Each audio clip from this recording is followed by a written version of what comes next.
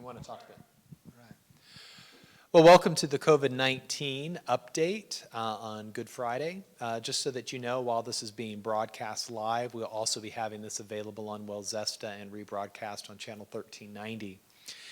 First of all, on behalf of the entire leadership team, I just want to say thank you to each of you for your cooperation over these last few weeks and what seems like forever.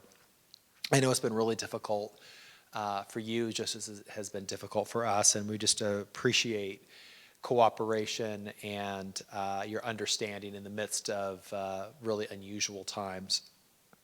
And I personally want to take a moment to thank each of you who have dropped notes, left voicemails, emails, caught people in the hall, just giving words of thanks and gratitude to the staff. And it's greatly appreciated. And while we're all grateful to have a job when we know so many other people don't, I mean, I know you realize that with all the stress that this is for you, for our staff, it is equally as stressful as they come into work and then have to venture out into the world out there, grocery stores, pharmacies, and other places, and trying to protect themselves. So just thank you so much for the kindness and really just the words of love that you have shared with the staff. It is fuel for us, so thank you so much. I know that one of the reasons that, one of the reasons we wanted to have this meeting live and then recorded is because we know that there's a lot of questions about the what ifs. We've heard numerous stories recently in Hendersonville, as well as in Orange County, of nursing homes having very large outbreaks of COVID-19, and we felt like it would be really important for us to share with you kind of what we call our what if scenarios. What would happen if we have a case? And I think what's most important is that from the very beginning, I believe probably our very first meeting to address this, we as a leadership team functioned under a certain assumption, and that was not if we are going to get it, but when we are going to get COVID-19. We would be really foolish to think that somehow, because we're Arbor Acres, we're exempt from this. Frankly, who knows? We could have it right now and we just don't know it. And so we feel a lot of pain for those communities that have experienced it, and sometimes the perception that they are not quality places. That's not necessarily the case. We have been really fortunate, and we're going to do everything we can to remain fortunate, but we really felt like we needed to let you know what our plans were and to answer a number of other questions related to COVID-19 that you may have had. But first of all, I really want to recognize Kathy and thank her for her leadership during this pandemic. I will tell you, I've got a lot of kudos. People have been thanking me. I will tell you, it has been Kathy, it has been Kimberly Snow, Hannah Young, and Amanda Cleary that have really done the yeoman's work here. We have taken direction, and probably most decisions that have been made here have been at the behest of these women who have done just absolutely phenomenal work. They're in their element as licensed healthcare professionals. Kimberly is our infection control specialist. They're the ones who deserve the kudos. We have been playing second fiddle to them, listening to them, and using their guidance. So, Kathy, just want to say thank you to you and your team for just an exceptionally good job. With that, let's jump into some questions. So, one of the things that some of you may have heard during the governor's announcement the other day was about some of the precautions that we have to take in healthcare centers. And so I wanted Kathy to share with us just what are some of the things that are going on inside Strickland right now in preparation for potential cases. Thank you, Andrew. We started the process a couple of weeks ago of setting up a COVID-19 unit. We began the process at the beginning of this week of actually moving 6 residents off of the unit, and a temporary wall and door will go up Monday morning. And we have the capability to double up in those rooms. One of the rooms will be a med room, And so that will leave us 5 rooms for residents that actually could be doubled to give us space for 10 residents. If we needed more space than that, we actually have the capability to move the wall back even further to allow us more rooms. I'm still holding out hope that we're not going to need the first room, but we do have to get the legwork done and the prep work done so that we're prepared and ready if we need it. I have to say that the residents and the families have been more than understanding, and you know, it's hard because some of them have lived in those spaces for a couple of years now, and some even longer. So we've had to totally change their world this week, but they have all done beautifully with it, and we'll continue to keep the lines of communication open well with those families and the residents and the staff. Do you want to talk about what the purpose of the wall is and what it's going to be able to do for that space? Yes, and you may have heard, I know the hospitals, are having to do some spaces like this, but you need to create a negative pressure area so that, anytime that you open a door to a room of a resident who has COVID-19, then the air is pushed back into the room rather out into the open spaces so that we don't contaminate other areas. So that's why we have the wall and the door to those 6 rooms completely blocked off from the other areas, so they're totally isolated. We will have the same staff caring for those residents if the time comes and we need it, and things will kind of work a little bit differently in that area, but we are well prepared for that. We have the supplies that we need, and we feel that we are as ready as we can be. I just also want to give a shout out to Frank Bloom Construction. They have been incredibly helpful in the development of this temporary wall. It's something they're actually doing for some spaces at Wake Forest Baptist. So we're just really grateful for Mark Dunnigan and that whole crew at Bloom Construction. I shared with the leadership team and Kathy yesterday, but the leadership team this morning, that they reached out to us and were able to secure us a significant supply of surgical masks. And they were reaching out to their senior living partners to provide those to us. So they were able to source those for us. So that was just, it's great having a great partner like Bloom Construction with us. Obviously, we've made those physical changes, or about to make those physical changes to the 400 hall, but could you talk a little bit about some of the monitoring that's going on of the residents right now in the licensed areas?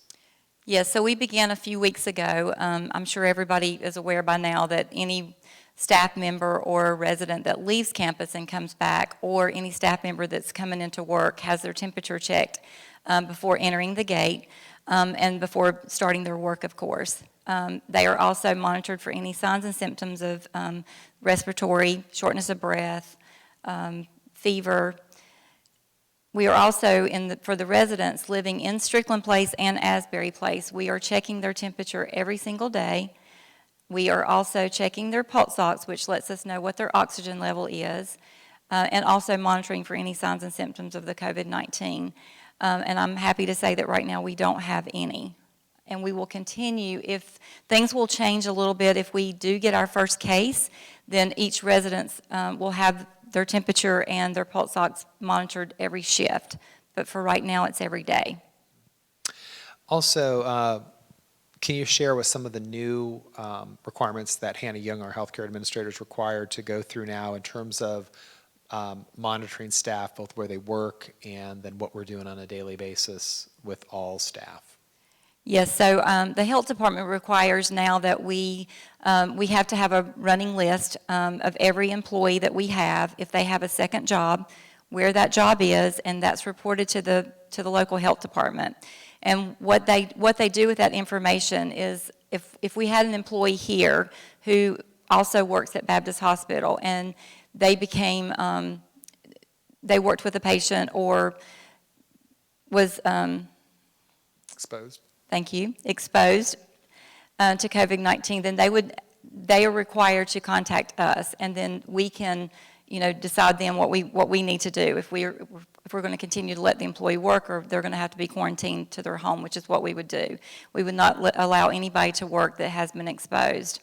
Also, we have to report to the health department daily by 12 o'clock if we have any residents or staff who have any symptoms, or if we have tested somebody.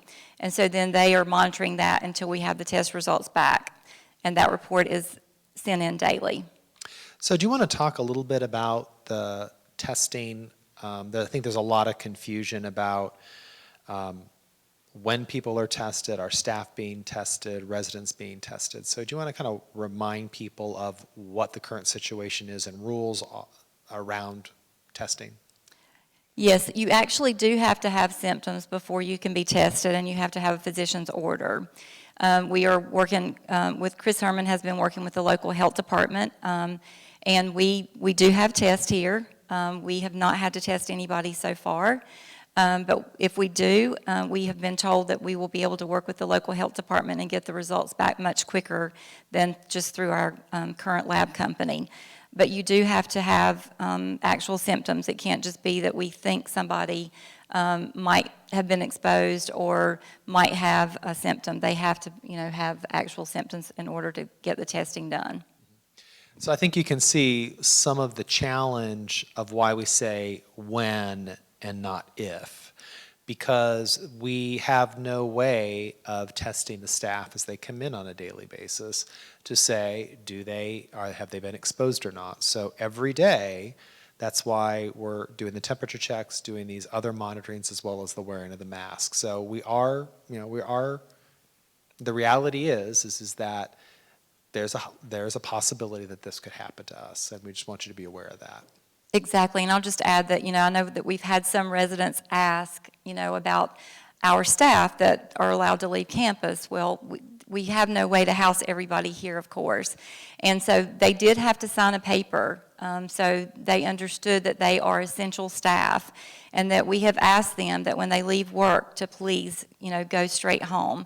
And I think that's why we're seeing success right now, while we haven't had any cases.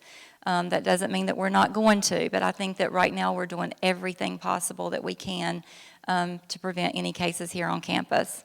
All right, let's talk about the other thing we've heard a lot about, of course, is the access to supplies. So can you kind of give us a status report on where we are with personal protective equipment, et cetera?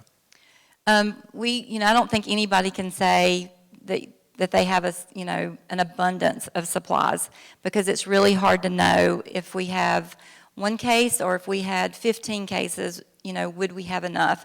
We do have an adequate amount of supplies right now, and we hope that that's going to be enough. We are continuing to do everything that we can to get our hands on every piece of supply that we can, including, I shared with Andrew last night that some of you know that my husband owns a meat market in Mount Airy, so we actually he had some plastic, they're aprons, market aprons, that meat cutters wear, and I've actually found some plastic sleeves so we can make our own gowns if we have to, if we run out. But I think right now we're doing pretty good on supplies. Yeah, and we've had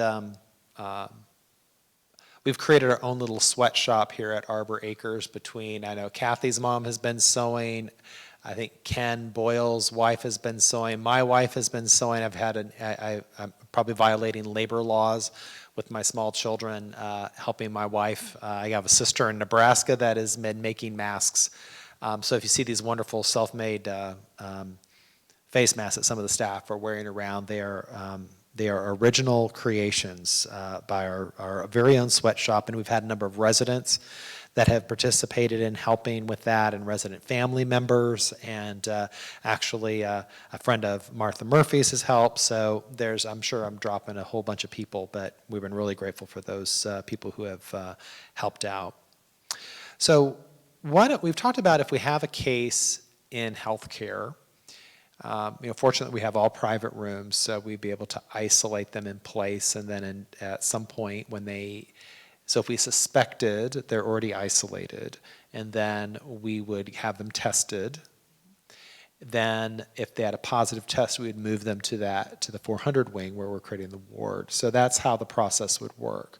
So talk to me about what we might do if we have a positive test in residential living. So it's kind of like, in the past, what we've always said, if we have somebody in our aisle living area that tested positive for the flu, we wouldn't necessarily move them to health care because they had the flu, because we certainly want to keep it out of Strickland Place if we can and Asbury Place. However, if we cannot meet that person's needs in their home, then we certainly would move them to the COVID unit. But we will do everything that we can to keep them quarantined in their home and supply them with everything that they need, their nursing care, their meals, their meds, and hopefully, would be able to maintain them there. Also, Kathy, this is a question that we hadn't really talked about before, but you might talk a little bit about what our requirements are with the Centers for Medicare Services and the Health Department about taking people back and potentially taking admissions into health care. There have been stories out there at the beginning of this pandemic where nursing homes weren't accepting patients, about what are our requirements, what we're required by law to do about people who are being discharged from the hospital with COVID-19. And you're Like, referring to non-residents of our breakers, non-residents, right? Yes, non-residents. Well, for one thing, I'll start with, we wouldn't necessarily just send somebody out to the hospital because they have COVID-19. Actually, they won't take them at the hospital unless they, have, respiratory needs that are beyond what we can care for, which would pretty much mean that they were needing to be on a ventilator, and we couldn't care for them here. If let's just say that the numbers grow here in Forsyth County, and there are people in the hospital that need to be discharged and there's no place for them to go, they will start looking at the different facilities, including Arbor Acres, to see if we have beds that we could accommodate them here. So just because we're a private, facility doesn't mean that we wouldn't be in that, predicament. What they're saying right now is that they will have enough hospital beds for everybody, and we can just hope that that continues to remain the same. I think that would be good to note that we've a center it's out of Washington, University of Washington, and I'm sorry I forgot the name of it, but it's the University of Washington has been kind of on the forefront of tracking COVID-19 and the number of beds. Updated, I guess maybe 2 weeks ago, we were expecting our surge in late April, I think the 27th. That has moved up to next week. So the good news is that according to that report, North Carolina has enough beds and enough ICU beds, not enough ventilators, but at least enough beds to handle the volume that we've had. With that said, why don't you just, for the sake of clarity, just describe what the surge is, what surge means? So what the surge means is that, that's when we will have the highest number of cases. And I think Andrew shared in a letter this morning that went out to all staff that Easter Sunday is estimated to be, I think, the highest day for death rates. Not something that we're looking forward to, but one thing just to think about, the sooner that we get to the surge, the sooner, once it starts going up, then it's going to come back down. When we first saw it a few weeks ago, and the surge was not supposed to be until around the 26th or 27th of April, the peak was very, very high. It went almost to the top of the charts before it started coming back down. And the latest information that we have received is it doesn't go up very, very high at all before it starts coming back down. And so, but it did mean it was coming a little bit sooner. So it is actually estimated around the 13th, so which is next week. Like I said, I'm still holding out a lot of hope that we don't have any here. Hannah and I've talked about this a lot, praying morning, noon, and night, and we'll just continue to see what happens. Mm-hmm. I think if there was a word I would have for you is if we have done a lot, and hopefully have done a lot in being proactive, and it was the right thing to do, and I believe that is having an impact. But I'm also, I think Kathy and I and the rest of the leadership team are of the mindset that even with that, if we do not have any cases, it will be by the grace of God that we have no cases, simply because it's just the nature of the beast. So we're praying for it. You can continue to pray for that for ourselves and for our community. I did want to make one comment, and I forgot to mention as we were talking about supplies. You also have likely heard on the news about some of the hospitals getting very upset with doctors and nurses talking to the media about the lack of supplies, as if that's news. I mean, everyone knows there's a lack of supplies. So I just want you to rest assured that if we have a supply issue, we're going to let you know that we have a supply issue. You know, we were talking about this morning as a leadership team and also as the resident council officers met, is that there are no secrets at Arbor Acres, and our philosophy is we get the good news out fast and the bad news out faster. So I want to be really clear that if we have a supply issue, you're going to know about it. The other thing I want you to know is that should we have a case, we have a plan to notify you immediately. We've had a couple calls from family members because we've had some deaths recently, and the question, are those COVID-19 cases? No, they are not COVID-19 cases. And trust me, is the moment we have one, you will be the second to know. The reason you're not the first is because the health department, if we have any case, the health department will be the first to know. And then we have a communication strategy of making sure that Frank Rayburn knows, as council chair, my board chair knows, and we have letters ready to go out for families and staff, et cetera, on that. So I just wanted you to be aware of that. So trust me, we will be telling you as quickly as humanly possible. So Kathy, any final words before I say some final comments? Any words of advice? You got a bully pulpit now, so say what you want to say. Well, first of all, I know Andrew was giving a lot of kudos to myself and Hannah and Amanda and Kimberly, but I would also like to say that we are not where we are right now without his leadership and his guidance. And I just want to thank each and every resident, because every one of you are affected by this. And I can't thank you enough for being very understanding. I know this is very, very hard on every one of you. But I do think that because we've been, proactive and we've done some things even quicker than probably we had to, or even that they recommended, I think that's why we are where we are right now. I was just on a webinar yesterday that I shared with Andrew, and I really was interested in the webinar because it was, talking about best practices for long-term cares and, how best to prevent having it in your area and in your community. And I was disappointed, and then I wasn't disappointed because I didn't learn anything because we were already doing everything. So I think that we are well above, or way ahead of some of the other facilities. Some of the ones that actually have have some cases right now didn't have some things in place that we already have in place. So that makes me feel really, really good. But I just wanted to thank each and every one of you for what you're doing to help us be successful with this, and just continue to hang on and be patient with us, and we're all in this together. Amen to that. I would just to make some final comments is that I know one of the primary questions that I get asked is, when will this be over?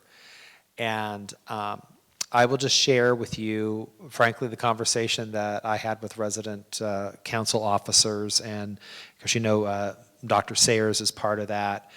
And it is our firm belief that we may, if we're lucky, maybe by Memorial Day things will start to ease up, but please have no illusion that one day you're going to get a memo from me and say, dining rooms are all open, go back and play croquet and go hug everybody. This will probably be a slow process.